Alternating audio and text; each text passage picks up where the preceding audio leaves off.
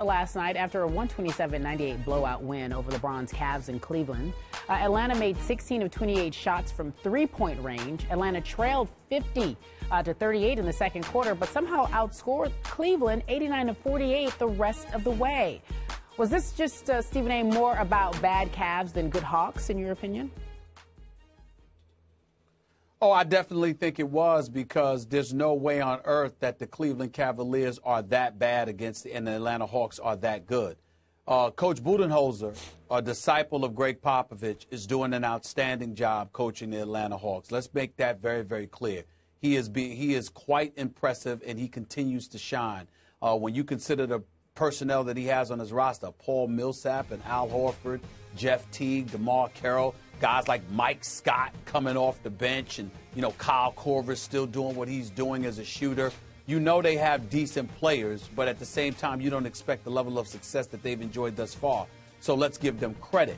But at the same time, they're not, 40 points better than the Cleveland Cavaliers over the final, 2.5 quarters or so. I don't believe that. And so when you look at it and you look at the way Cleveland was playing defense, that was the concern coming into this season about the Cavaliers. We knew they could score. We knew they could put up points. Why Kyrie Irving only took about 9 shots last night and hit 4, I don't know why. He's picked most of his shooting, Skip, for after the game was over when he went back out there to practice on the court.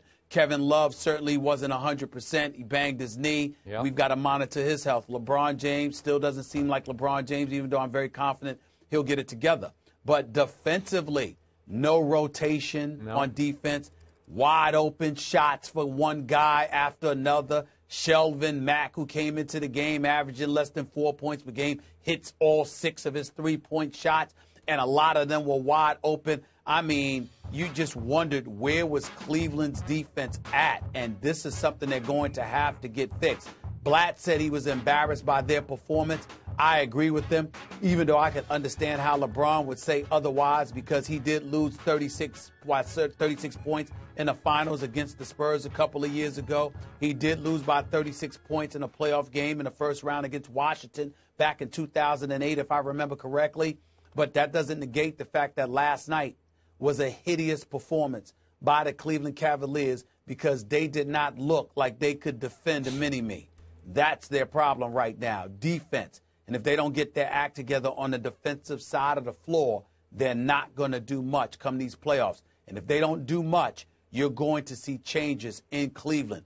Anything less than a trip to the conference finals is unacceptable for this roster based on the expectations they walked into the season with, Skip. They're not going to say it, but it's the truth. Okay. Yet, Stephen A. Smith, on several recent nights, we have lauded and applauded the Cavaliers' defensive approach, that they have concentrated harder. They have locked down.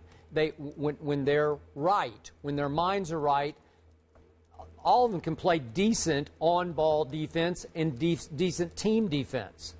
That's why, to me, last night was more about the Atlanta Hawks, the visiting team, than about the home team. And I agree with you. Obviously, the Hawks aren't 40 points better than the Cavaliers.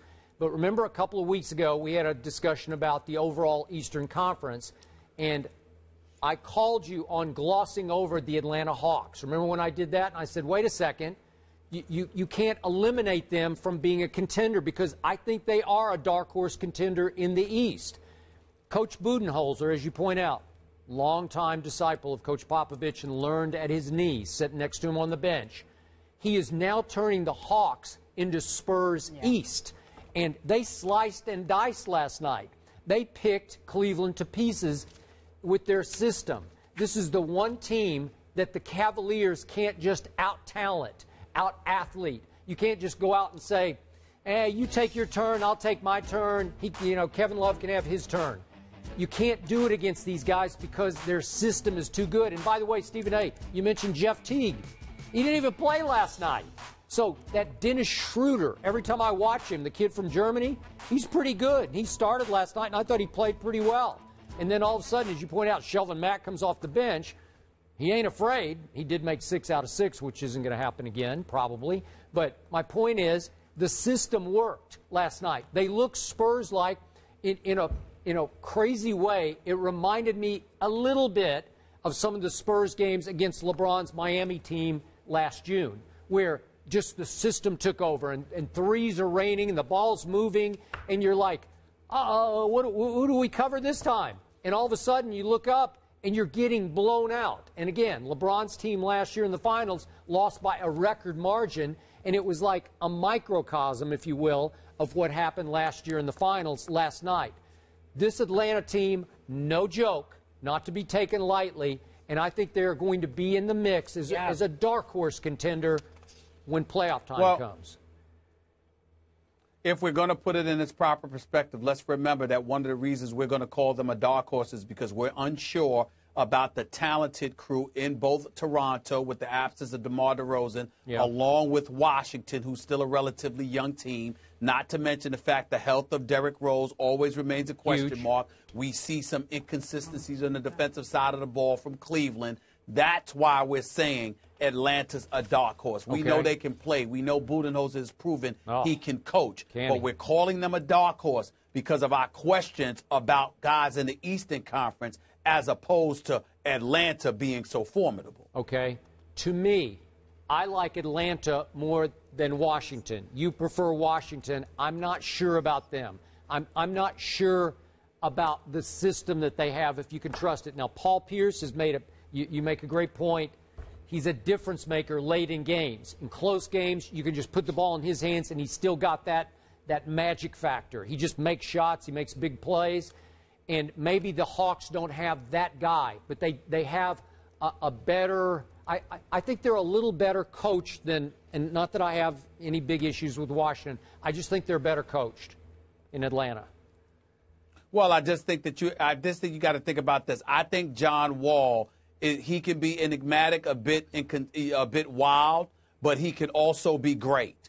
I like John Wall. I think Bradley Beal, I think this kid Beal is the closest thing I've seen to Allen Houston. And I think the combination of Nene with Martin Gortat on that front line gives you a size and physicality, not to mention Paul Pierce, the closer. Atlanta does not have that. They don't have his leadership. They don't have that championship pedigree, and they don't have a closer like Paul Pierce. I think that's what gives Washington the edge over Atlanta, even though I think that Washington would need to have a better record so they could have home court advantage if they were to meet. So I still have Cleveland making it to the conference finals, but I must tell you, depending on how it falls out, if Cleveland runs into Atlanta in an earlier round of the playoffs, or who knows, I don't know, maybe in the conference finals for all I know, I think Cleveland will have trouble with Atlanta, and I think a message got sent, an early season message got sent last night that we have the formula to beat you because,